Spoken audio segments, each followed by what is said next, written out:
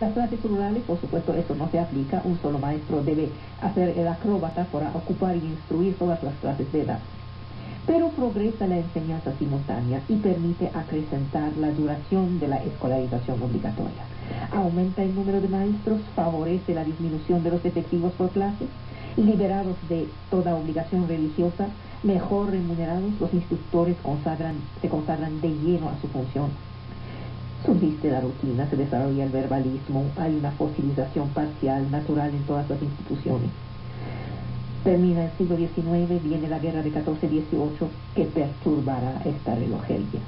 Los institutores están movilizados. Un cuarto no volverá. Ningún oficio conocerá la pérdida que tuvieron los institutores durante la Primera Guerra Mundial. Resultado, se feminiza el personal.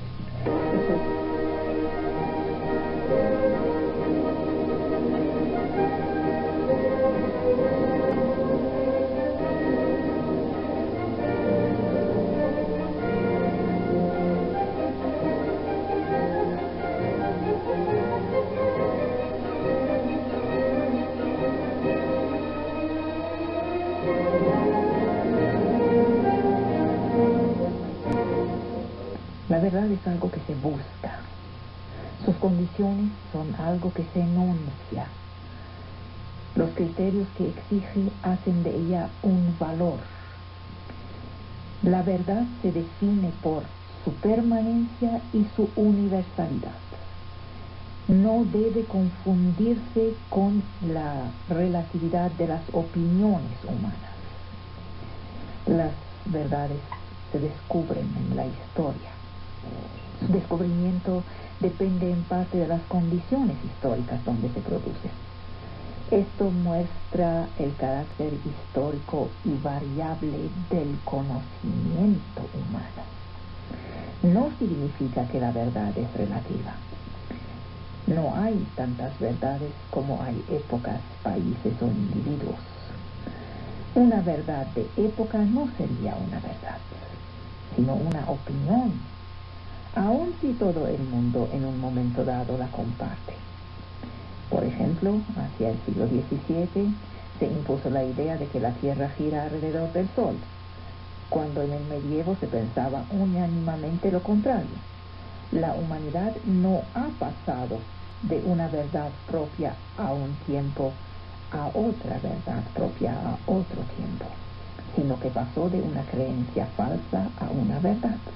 Entonces hay que distinguir verdad y conocimiento. Hay verdades desconocidas y se pueden concebir el conocimiento como una aproximación progresiva e histórica a la verdad.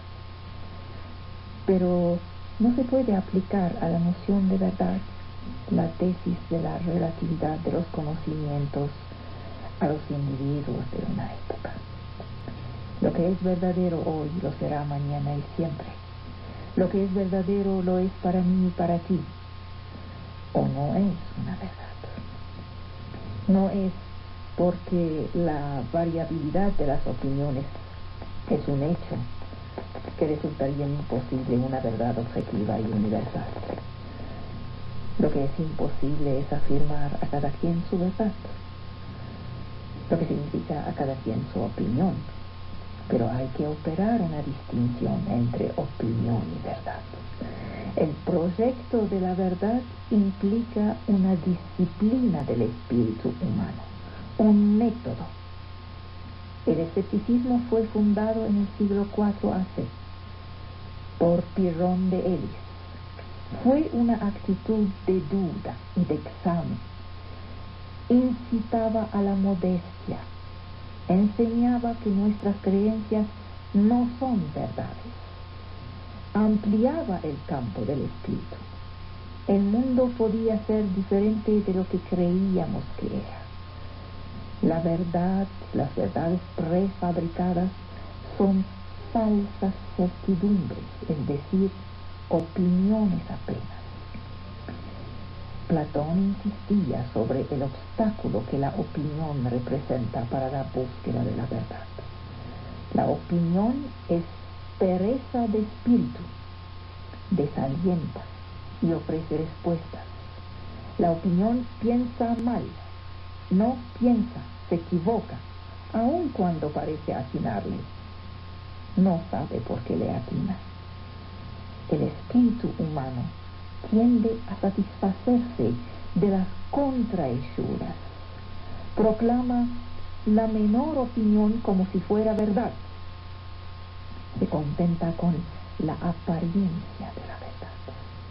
El deseo de verdad anima el fanático, aquel que rechaza el esfuerzo del examen crítico y sustituye la convicción a la reflexión. El fanatismo es un amor perezoso de la verdad.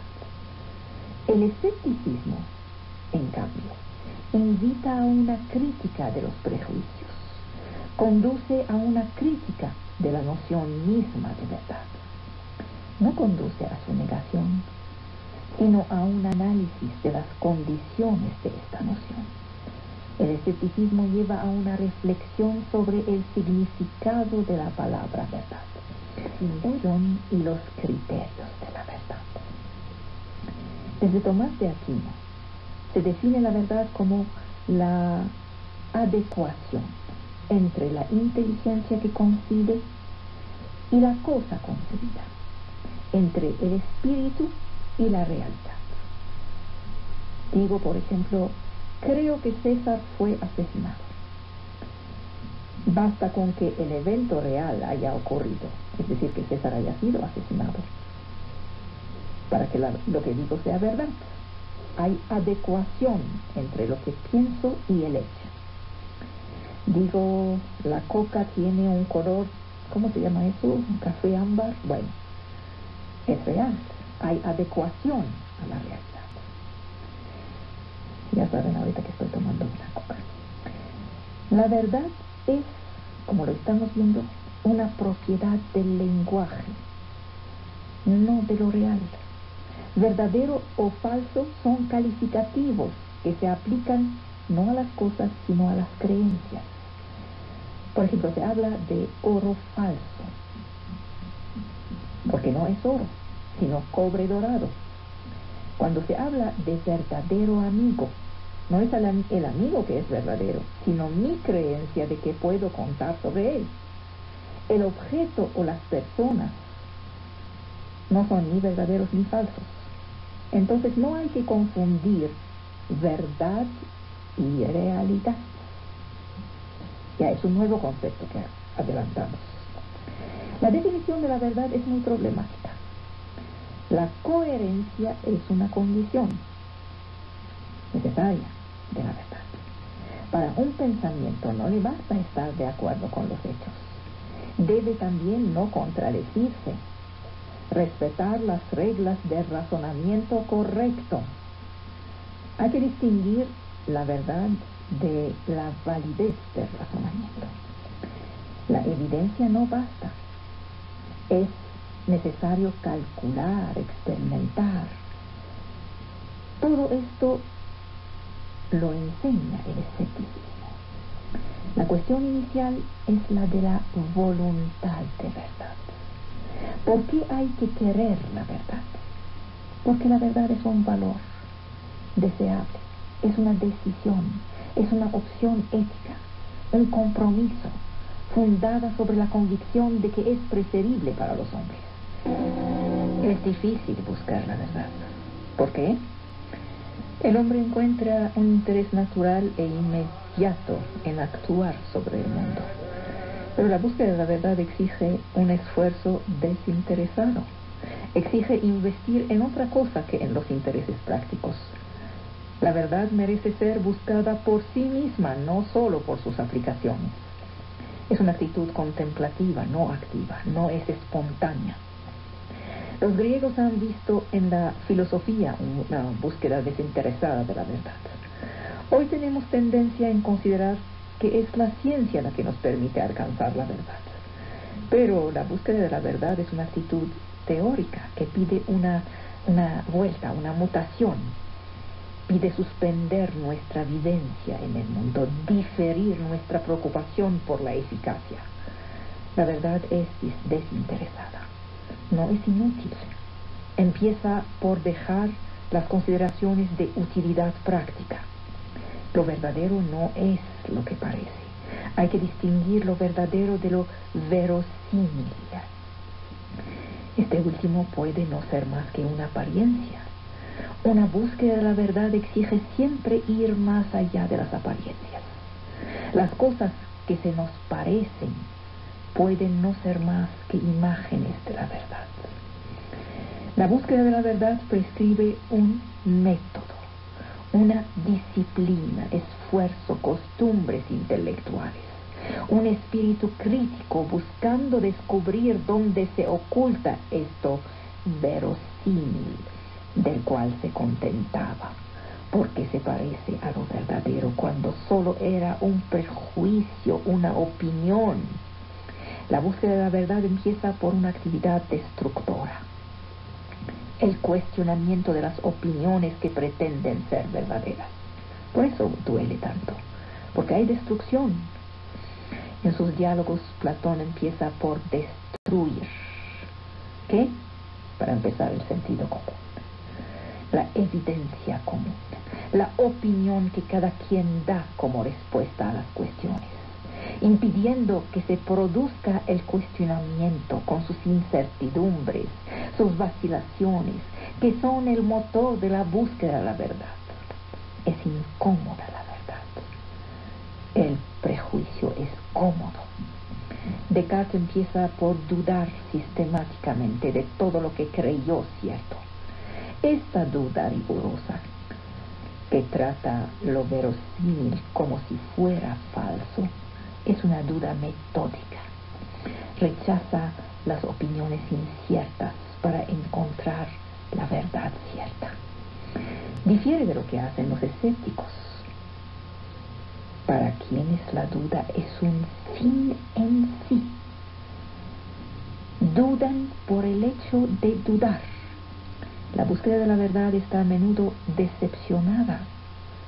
Es más fácil que el espíritu dude de que el espíritu produzca pruebas que transforman sus creencias en certidumbres. Ahí están los límites del escepticismo. ¿Cuáles son los límites del escepticismo? El escepticismo está fundado sobre la suspensión del juicio. Consiste en no decir que. No afirma que la verdad es inaccesible, pero tampoco afirma que la verdad está alcanzada, como lo hace el dogmatismo. Es la duda. Uno de los orígenes del escepticismo griego es la tesis del sofista Protágoras, quien afirmaba que el hombre es la medida de toda cosa. El hombre no el género, el hombre individuo, es cada quien según su propia verdad. Bien. Eso significa que no hay verdad universal. Platón ha criticado este relativismo. Afirmar que toda verdad es relativa es contradictorio, porque Protágoras lo afirma como si fuera una verdad, es decir, que empieza a contradecirse a sí mismo. Si el hombre es la medida de todas las cosas, si todas las opiniones se valen, ¿para qué vamos a escuchar a Protágoras? No sería más que una opinión entre tantas. Se puede concebir un escepticismo muy moderado. Este muestra que lo que tomamos por unas certidumbres probadas se revelan frágiles. Este escepticismo presenta el interés de evitar a la razón de creerse todopoderosa, prevenirla contra un exceso de orgullo. Pero hay que prevenirla también contra un exceso de humildad. ¿Acaso se puede descubrir la verdad por otras vías que la lógica? ¿El razonamiento o la experimentación, por ejemplo, son los únicos métodos para descubrir la verdad o hay otros? Algunos hablan de instinto, de intuición, de visión interior. La experiencia mística, dicen, procura la impresión de una verdad indecible, incomunicable. Pero la razón nos autoriza a no aceptar la experiencia mística de la verdad. ¿Por qué? Porque ésta es incapaz de comunicarse y hacer públicos sus motivos que podrían llevar otro a compartirlos. El sentimiento puede conducir el espíritu hacia verdades, pero es la razón que debe confirmar o infirmar lo que el sentimiento sugiere. El escepticismo no puede llevar hacia un acercamiento irracional de la verdad, bajo pretexto que la verdad es difícilmente accesible y que su búsqueda suscita más dudas que certidumbres. No podemos ponernos a creer cualquier cosa. Una cosa es segura: la verdad no se ofrece sin esfuerzo. No la tenemos a la vista ni a la mano. La verdad solo se alcanza después de un recorrido largo y difícil. Para llegar a ella hay que empezar por dejar atrás las apariencias. Ahí viene el mito de la caverna de Platón. En el Ágora he hablado varias veces, en el Ágora y en el banquete, en detalle del mito de la caverna. Unos hombres están amarrados en una caverna. Un fuego hace que se reflejen sobre el muro de la caverna algunos objetos que se encuentran afuera. Ellos, según este reflejo, creen que lo que pasa afuera es A, cuando lo que pasa afuera realmente es B, porque ellos apenas veían la apariencia. La caverna cárcel es el mundo en el cual vivimos, el mundo visible. La primera lección de la alegoría de Platón es que la experiencia sensible solo está hecha de apariencias fugitivas. Es una ilusión. El conocimiento verdadero nos arranca de la experiencia sensible. Empieza a rechazarla, recusarla. El mundo fuera de la caverna es el mundo inteligible, hecho de realidades verdaderas, pero solo son accesibles a la inteligencia. Son eternas y siempre idénticas a sí mismas. Permiten la universalidad y la objetividad del saber, fuera de los cuales no hay verdad, solo hay opinión. Y la opinión siempre cambia, y esta es relativa y hace juzgar según las apariencias. El salto hacia la verdad corresponde a una elevación, corresponde también a una ascesis. Esta elevación es difícil. La relación de la inteligencia con la verdad no es espontánea. La educación para la verdad supone una coerción. La verdad es de acceso difícil, pero es posible. La verdad como elevación supone escalar obstáculos y grados. Es progresiva. Desde el conocimiento más ilusorio hasta la verdad más alta hay una subida. Una pedagogía del conocimiento vuelve la verdad accesible. La verdad solo es posible porque es interior. Conocer es recordar. La pedagogía de la verdad, según Sócrates, fue la mayéutica. A lo largo del programa les voy a dar lo que van a ser sus instrumentos, es decir, la bibliografía que hay que llevar para ir más lejos. En este punto estamos en el Menón de Platón. Primera referencia bibliográfica, Platón, el Menón. Parto del principio que ya conocen, la República, es decir, el mito de la cueva. Entonces, conocer es recordarse. Significa que cada quien lleva en sí la verdad, no su verdad, ya que esta es universal. La verdad no es un misterio reservado a algunos iniciados. Todo hombre puede, en principio, pretender a ella. La enseñanza no va a depositar verdades en las almas, como si éstas fueran exteriores. Sócrates cuestiona, no transmite. Lo que hace es sacar esta verdad interior. No existe un maestro de la verdad, no existe un gurú. Cada quien puede reconocer la verdad por el esfuerzo de su propia razón, pensaba Sócrates, por medio de un cuestionamiento adecuado. Esta era su mayéutica. La verdad está en nosotros y sabemos reconocerla cuando nos las enseñan. La convicción se funda sobre la fuerza de las razones, no sobre la seducción, no sobre la autoridad del maestro.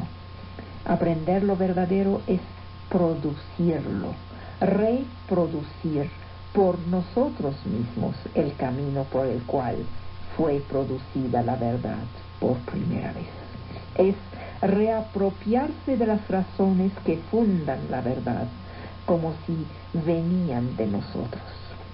El saber matemático, que es el orden de las razones, es ejemplar. Tenemos una disposición nativa para la verdad, pero esta no está inmediatamente presente al espíritu. Descartes no espera tanto la solución de una educación, sino de un método por el cual el espíritu se da unas reglas. El poder de juzgar, distinguir lo verdadero de lo falso, es lo que se llama sentido común del discurso del método de Descartes. Está en todos los hombres, dice. La diversidad de nuestras opiniones no viene de que unos son más razonables que otros, sino de que llevamos nuestros pensamientos por diversas vías y no consideramos las mismas cosas. Las almas más grandes son capaces de los mayores vicios y las mayores virtudes. Entonces, ahí viene su segunda referencia bibliográfica, el discurso del método de Descartes. La razón está definida como potencia de verdad, es universal. ¿Cómo explicar entonces la diversidad de las opiniones? Nos falta un método, un orden. Ya se dan cuenta que voy repitiendo. Bien, espero que no haga daño esta repetición, sino que haga bien. Es el método pedagógico. El método es el arte. No hay saber eficaz sin disciplina, sin reglas que prescriben la vía recta. Método viene del griego meta, hacia, y odos, camino. El método reduce la desigualdad de las inteligencias. Permitirá a los espíritus más lentos de avanzar hacia la verdad tanto como los espíritus más vivos, si a estos les falta método. El escepticismo estricto es impracticable. Está condenado de la misma manera que el dogmatismo, el acercamiento dogmático a la verdad. Hume muestra que puede existir un escepticismo moderado que no impide ni afirmar, ni creer, ni actuar. Tercera referencia bibliográfica. Encuesta sobre el entendimiento humano, de David Hume. Ahí Hume objeta en el escepticismo su imposibilidad de ser una filosofía prácticamente aplicable en la vida. Se necesita entonces un escepticismo mitigado, entrecortado, es decir, moderado, que no impida ni creer ni actuar, pero que permite derrotar al dogmatismo del espíritu humano. Hume plantea el problema de la verdad en términos de probabilidad, no de certidumbre. El interés del escepticismo es de rebajar las pretensiones dogmáticas, más que de dar una solución definitiva al problema de la verdad. Pascal dice que la razón no tiene el monopolio de la verdad, que existen verdades del corazón extranjeras a la razón, lo que no significa que le son contrarias. El corazón y la razón tienen cada uno su orden propio, dice Pascal. El sentimiento por el primero, la prueba por la razón. Relevan del conocimiento de los primeros principios y funden el orden de las verdades racionales. Se reconocen, dice Pascal, de inmediato y sin pruebas. Por evidencia se sienten, a diferencia de las verdades de la razón, cuya deducción pasa siempre por la demostración. Por su carácter de evidencia, las verdades del corazón de las cuales habla Pascal se parecen a las de la intuición. Su carácter es no racional. El escepticismo rebaja la razón, la certidumbre del corazón se pasa de la razón. Aquí tenemos que ver en qué consiste un enunciado verdadero, a qué se le reconoce. Hay que definir la verdad, hay que definir sus criterios. La definición de la verdad suscita dificultades. La verdad es la adecuación del juicio y de la realidad, hemos dicho. Esta definición tradicional data de los griegos. En el medievo, Tomás de Aquino la confirma. La verdad es la adecuación a la realidad percibida. Es la verdad correspondencia. Solo que esta definición común no es suficiente. Definir la verdad como el acuerdo del conocimiento con su objeto es justo, pero no indica un criterio seguro y universal de la verdad. ¿Qué significa? Que es el espíritu que debe ser adecuado a las cosas, o que son las cosas que deben ser adecuadas al espíritu. A la definición de la verdad como correspondencia se le puede oponer otras concepciones. Se dirá de una teoría científica que es verdadera no si corresponde a los hechos, sino si las proposiciones que la constituyen forman un conjunto coherente. El acuerdo del pensamiento consigo mismo solo es una condición negativa de la verdad, pero no es una condición suficiente. Nuestros pensamientos pueden ser coherentes entre sí y en contradicción con la realidad. Por el otro lado, la teoría de la verdad, correspondencia, supone que los datos de la experiencia, los hechos, son disponibles. ¿Acaso es el caso todo el tiempo? ¿Acaso toda tentativa de hablar del mundo sería una interpretación nada más? No existen hechos puros, independientes del espíritu. El lenguaje, las creencias, los marcos mentales organizan el mundo. Esto lleva a pensar que la idea de una verdad objetiva es algo bastante problemático y a hacer de la verdad una simple manera de hablar correctamente del mundo. ¿Acaso la verdad solo es una convención? Según esta concepción, una teoría física solo sería un modelo artificialmente construido, al cual no se le pide explicar lo real, sino solo dar cuenta de los datos observables y de permitir unas predicciones. Frente a dos modelos diferentes de una misma realidad, en este caso, ¿cuál escoger? Si cada uno solo es una construcción y ninguno un enunciado de la verdad objetiva. Entonces podemos decir, escogemos el más cómodo. Lo más verdadero sería lo más simple. Para el convencionalismo, no hay teorías objetivamente verdaderas. No hay otras objetivamente falsas. Las verdades de la ciencia no son descubrimientos, son inventos, invenciones, dice el convencionalismo, es decir, una manera de formular las observaciones. Si escogemos uno en lugar del otro, no es porque lo que escogemos es más verdadero, es porque es más simple, nos conviene mejor. Este convencionalismo reactualiza a Protágoras cuando decía el hombre es la medida de toda cosa. La verdad solo sería una convención cómoda. Ahí llegamos a la concepción pragmática de la verdad. La eficacia sería una garantía suficiente de la verdad para esa gente. El pragmatismo está equivocado en hacer del éxito una regla de la verdad. No hay verdad sin verificación. Entonces, adecuación del espíritu y de las cosas. Esa definición tradicional será retomada por el empirismo.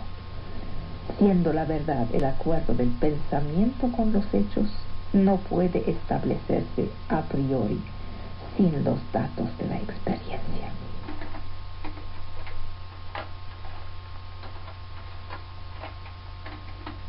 Les estoy diciendo con todas estas presentaciones contradictorias, primero, lo que ya saben. Hablar de la verdad no es una enchilada. Es difícil. Y dos, que llevamos 25 siglos tratando de hablar de la verdad de la forma la más digna, con nuestras contradicciones. Dice Wittgenstein, el mundo es el conjunto de los estados de las cosas o de los hechos. Estructura, forma lógica, sentido, posibilidad de ser verdadero o falso. Lo verdadero debe representar fielmente el hecho, debe corresponder a él. No se puede establecer esta correspondencia a priori, sino comparando con la realidad. Luego viene el análisis del lenguaje. ¿Cómo definir la verdad como adecuación con los hechos en la complejidad del lenguaje humano? Nueva referencia. El libro de Austin, Reformativo Constatativo. Austin desplaza la cuestión de lo verdadero y lo falso hacia la esfera del lenguaje, donde el enunciado corresponde a los hechos o no corresponde. Se podría distinguir los juicios de hechos que describen la realidad, que son susceptibles de ser verdaderos o falsos, y los juicios de valor, como por ejemplo bueno, justo, equitable. Aún los enunciados descriptivos afirman algo del mundo, no se dejan reducir. Se puede decir que un mismo enunciado que es verdadero o falso según la situación, las intenciones de quien lo enuncia, la interpretación de los fenómenos, el contexto de la comunicación, es esto o aquello. Se trata entonces de comprender las frases que enunciamos. Se trata de abordar el problema del lenguaje. La verdad consiste, dice James, en el éxito de la acción. Esta es la concepción pragmática. Eso viene en el pragmatismo de James. La concepción pragmatista de la verdad subordina el pensamiento a la acción. El éxito se vuelve así el juez de la verdad o de la falsedad de nuestras ideas. Esto se opone a la concepción especulativa de la verdad, al intelecto. Según esto, la verdad no está para satisfacer ninguna exigencia especulativa desinteresada, sino que responde a razones prácticas. Esto no significa que la verdad es arbitraria y que no existen verdades objetivas. La verdad sería concordancia con lo real, pero guiándonos hacia él y permitiendo a nuestras acciones de influir sobre él. Es lo que dice James, es lo que dicen los pragmatistas. ¿Y a qué se reconoce la verdad? Dice Descartes, a la evidencia de las ideas verdaderas. Ya me están diciendo a partir de ese momento, no, es cierto, no puede ser, no son tan evidentes. Yo estaré de acuerdo con ustedes. Pero según Descartes, el gran Descartes, la evidencia significa, y además lo afirma Spinoza, es decir, ya son dos grandes que dicen lo mismo, que la verdad se muestra a sí misma con su propia luz. Quien tiene una idea verdadera sabe que es verdadera y no puede dudar de la verdad de su conocimiento. Lo dice Spinoza en su Ética. Pero, a ver, ¿acaso se puede conocer todo por medio de la evidencia? Es imposible. Tampoco es necesario. Basta con conocer por la evidencia a los primeros principios del conocimiento, las verdades primeras, y luego establecer todas las demás por demostración. Es decir, deduciéndolas a partir de las primeras. Para Descartes, la intuición, esto es, la evidencia, y la deducción son las dos únicas vías que conducen a la verdad. El orden de lo verdadero tiene por modelo el orden geométrico. Cuando habla Descartes de esta manera, está poniendo de lado todo lo que es mala voluntad, mala fe. Parte del principio que un espíritu que busca la verdad no se encumbra de mala fe. La evidencia de la cual habla Descartes es intelectual. Es un acto del espíritu que concibe una idea con suficiente claridad como para que su verdad se imponga. Los sentidos se engañan. No pueden ser la base de nuestras certidumbres. El acercamiento de Descartes es intelectualista. Es un acercamiento intelectual al conocimiento. Fue combatido a medida que se desarrollaban las ciencias experimentales. Se dijo entonces, no se puede tratar el mundo físico como un sistema matemático. No se puede contentarse con deducir sus leyes a partir de la evidencia. El criterio de la verdad debe ser la observación de los hechos. La verdad se ve por la observación de los hechos, no por una inspección del espíritu. El desarrollo de la ciencia infirmó a Descartes. El desarrollo de la ciencia, dijo, es la evidencia sensible, no la evidencia intelectual, que se va a volver el criterio de la verdad. El criterio cartesiano de la evidencia fue objetado por Leibniz. La evidencia, dice, es un criterio poco fiable, subjetivo, se define por el sentimiento de certidumbre, pero ¿cuál crédito acordar a este sentimiento? Las evidencias, tanto sensibles como intelectuales, engañan. ¿Cómo distinguirlas? Descartes nos da un método para distinguirlas: la atención del espíritu y la suspicacia hacia los juicios prematuros, dice Descartes. Pero no sale uno de la subjetividad, es decir, de una determinación de lo verdadero a partir de un sujeto pensante, un yo que se equivoca. Se necesita un criterio objetivo. Para Leibniz, este criterio es el cálculo y la demostración matemática. Es el que decide objetivamente, porque descansa sobre procedimientos mecánicos. Leibniz prefiere el formalismo exterior de las reglas de cálculo a la evidencia interior de una intuición intelectual.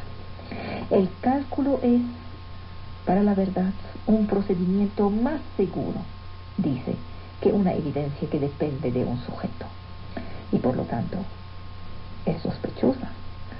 La verdad implica el acuerdo de los espíritus. Ya la complicamos aún más, pero el acuerdo cesa cuando se trata de decir en qué consiste la verdad.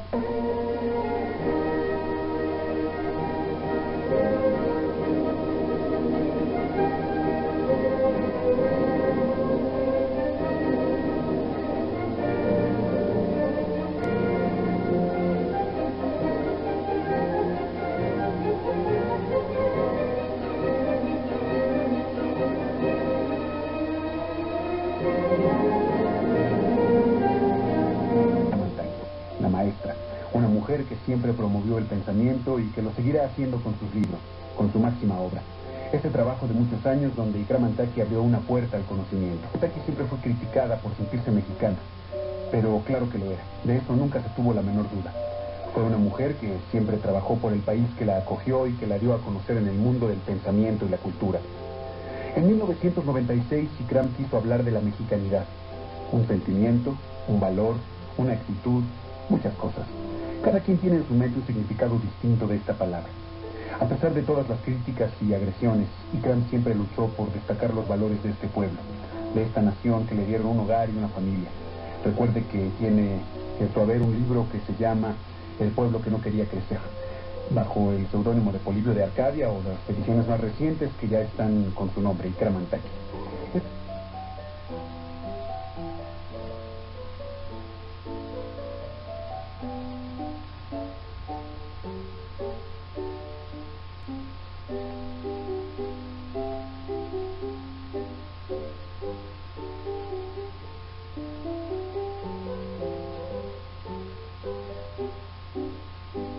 economizándose.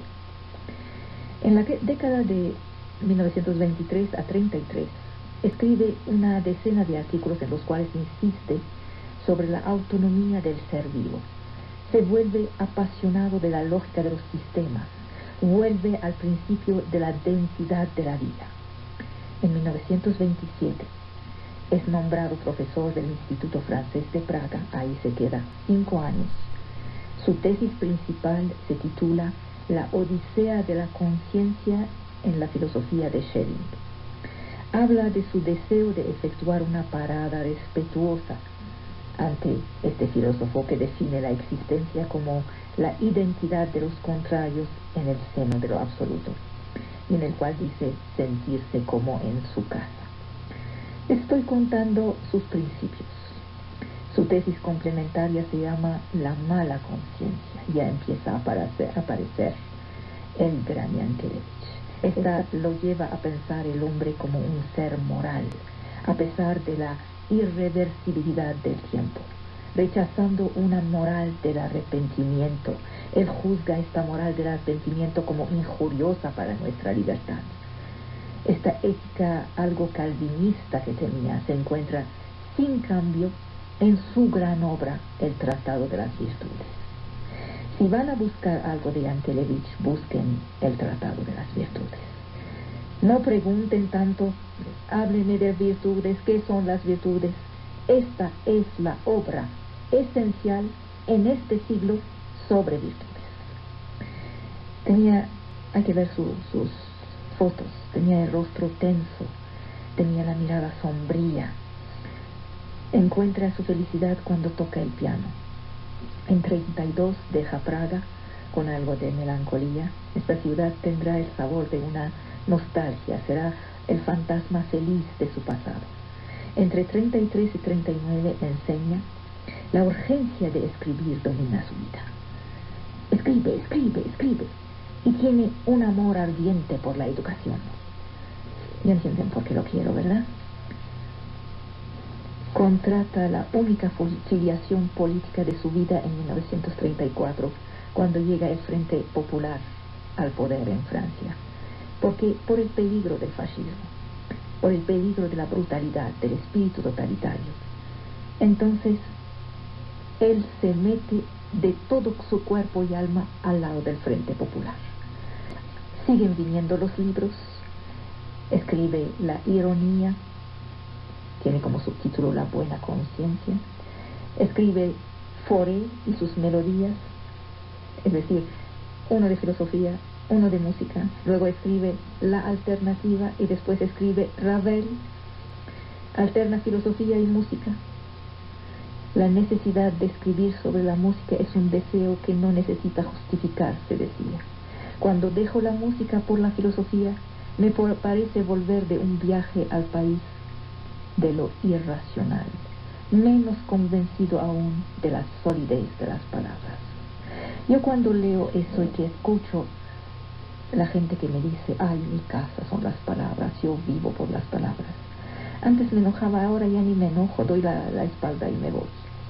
En estas obras, el pensamiento de Yankelevich se hace cada vez más hondo. En 39 se instala en un departamento que se encuentra en el Muelle de las Flores en París. Ahí se quedará toda su vida. Este lugar es algo así como el Lourdes de los filósofos. Lo frecuentan poetas, lo frecuentan músicos. La guerra va a transformar esta vida en un hoyo negro. Fue herido durante el avance alemán. Se dirige hacia Toulouse. Ahí le llega la noticia de su despido como profesor porque no era francés de nacimiento. Él tenía 1 año cuando se naturalizó. Hay que entender que el principio del racismo siempre empieza recordándole al otro que no es tan puro como debería ser en su nacionalidad, en su raza. Esto de recordar a alguien de dónde vienes tú es racismo, aunque no se asume como tal. Lleva de frente entonces su actividad en la resistencia y su reflexión filosófica. La vida sigue. Y como la vida sigue, él se interroga. Uno piensa que es un malentendido la guerra, que nada está ocurriendo. La vida debería parar por tanta cosa que estábamos ocurriendo. Sus escritos llevan el sello de su vida. Un libro que se llama El malentendido, uno que se llama De la mentira, uno que se llama El nocturno, textos surgidos de las sombras de su vida subterránea. Bergson, su maestro, muere en 1941, en plena guerra. Y entonces Yankelevich escribe De la simplicidad.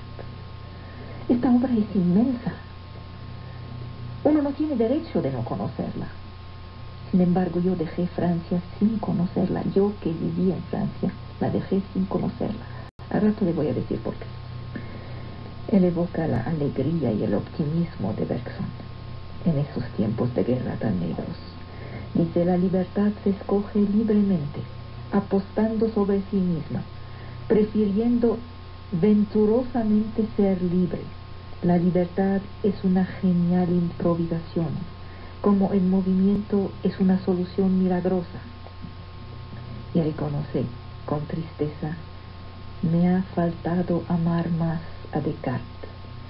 Sus maestros le habían advertido cuando era joven contra los progresos de lo irracional. ¿Qué diría hoy? Esta lección será duramente comprendida.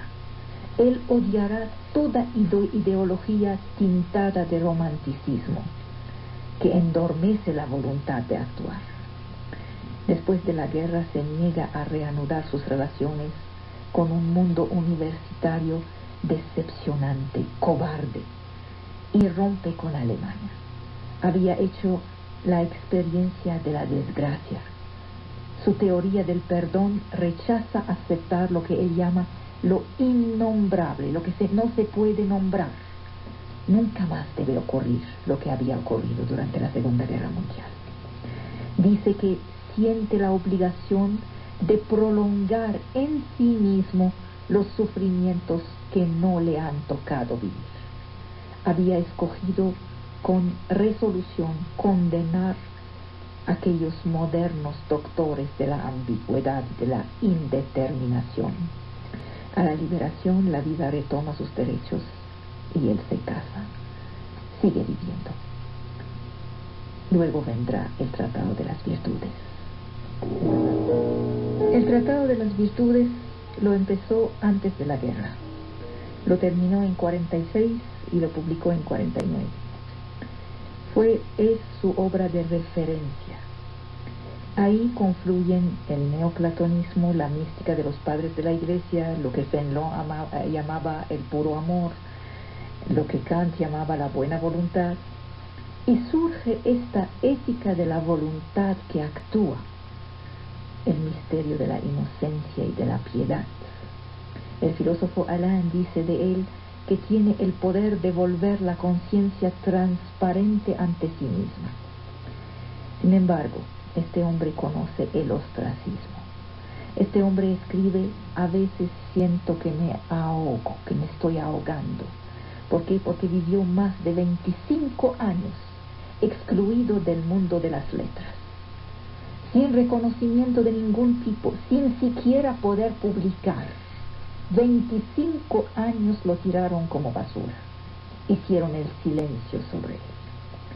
Lo que él llama la gran ruptura de su vida engendra un fenómeno que analizará mejor que nadie por haberlo íntimamente vivido: el desconocimiento.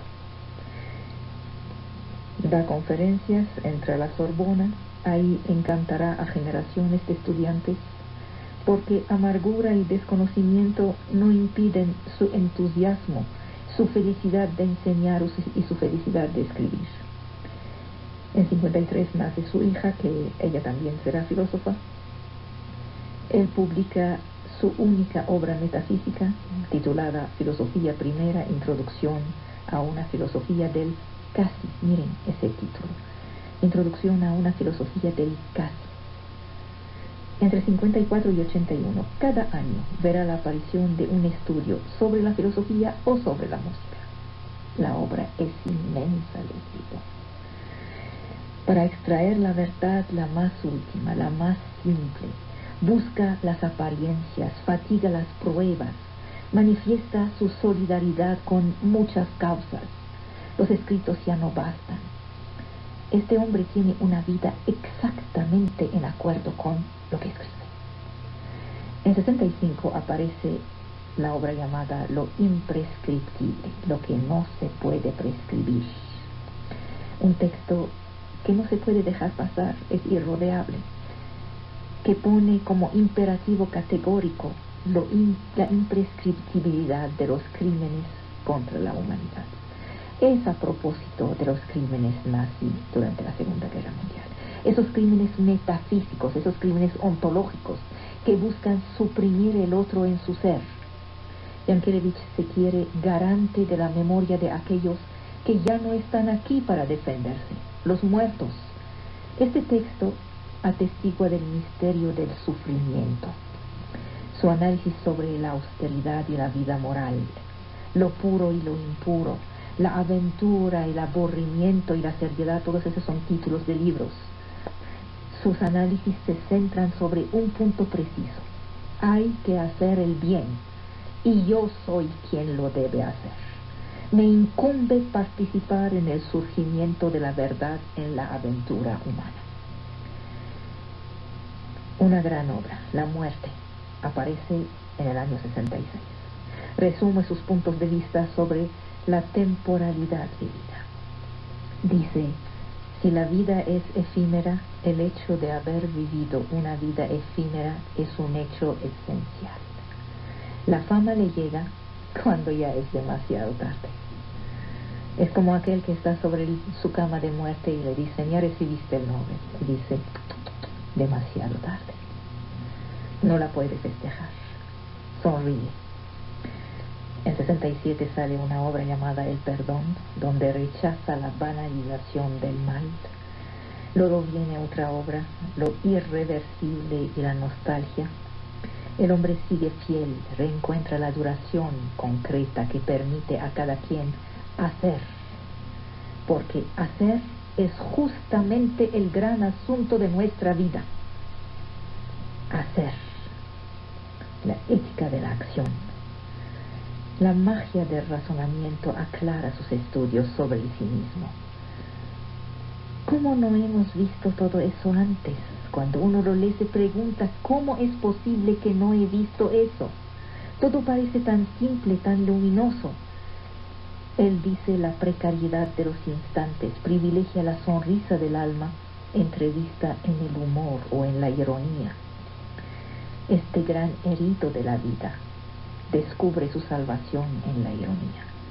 La simple lección primera es: hay que estar listo y vigilante, bajo pena de fallar ante nuestra única mañana de primavera. No dejen pasarla. En 78 viene Algún lado en lo imaginario.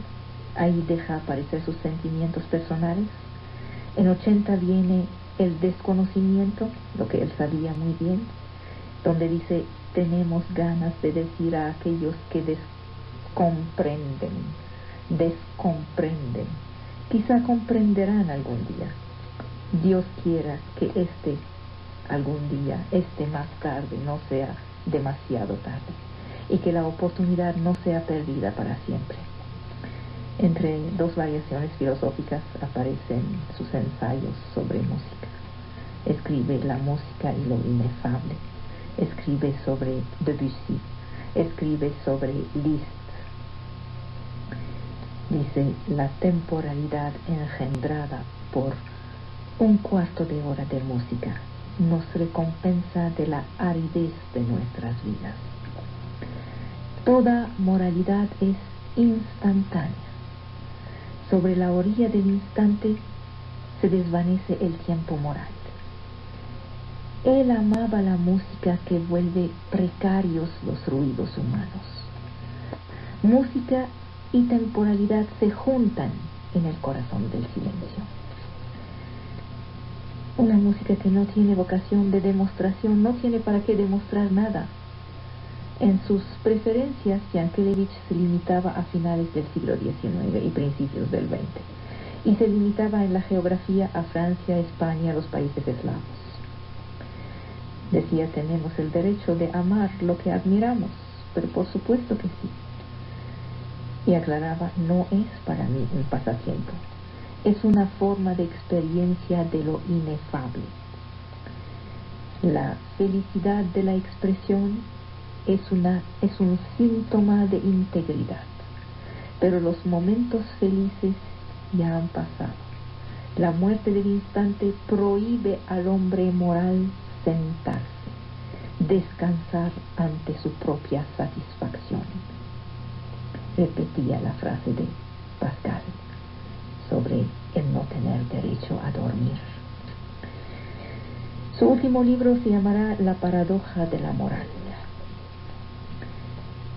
Ustedes me van a decir, pero no vamos a encontrar esos libros, pero ustedes los están encontrando todas las veces que escuchan el Ágora y el banquete. ¿De dónde creen que saco todas esas ideas que les doy en una charola cuando hablo de moral? Las saco de donde puedo. Soy la heredera de esos libros. La paradoja de la moral, el último libro de Yankelevich, se sitúa en línea recta de una reflexión ininterrumpida desde 1923. Decía, a mi edad lo mejor que se puede hacer es continuar su camino en el mismo sentido y seguir fiel a sí mismo. Pues claro, ya ni siquiera valía la pena traicionarse. El 6 de junio de 85, un justo ha muerto. El amor, como la nostalgia, fabrican lugares santos.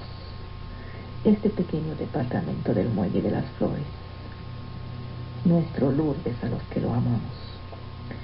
La ejemplaridad de una conducta que va de acuerdo con el pensamiento es la mejor guía para aquellos que venimos después. Rara vez un filósofo fue menos asible, agarrable. Es monumental, su obra es monumental y sin embargo es difícilmente definible. Sus preferencias, voy a decirlas en el desorden: música, Ravel, Mussorgsky, Deodat de Séverac, Roussel, Callavet, Baltasar Gracián. Literatura, filosofía, sonidos. La frase es elegante, el pensamiento es elegante, la cultura es luminosa. Cita en griego sin traducción, interrumpe la escritura, propone una frase musical como si todo el mundo supiera de qué hablaba, vuelve al pensamiento, divaga sobre una ciudad hundida que nadie conoce. ¿Quién era? ¿Cuál era su filosofía? ¿En qué tradición se inscribe? ¿Dónde clasificarlo? Miren, si tratan de encerrarlo, renuncien. No tiene más tradición que la suya. ¿Quién era? Un músico y un moralista y un metafísico. Era un rebelde, un contestatario, un militante. Era un estilista incomparable, un artista, era un gran profesor, un intelectual. Había hecho, antes de la Segunda Guerra Mundial, una tesis sobre Schelling. Después de la Shoah, después de descubrir los campos de concentración nazi, decidió borrar a Alemania de su vida. Toda una vida de música y de filosofía, sin jamás Bach, sin jamás Schubert, sin Hegel, sin Kant. Todos esos decidió borrarlos de su vida porque ya no podía más. 2 horas por día tocaba el piano. Decía que le hubiera gustado volverse pianista profesional.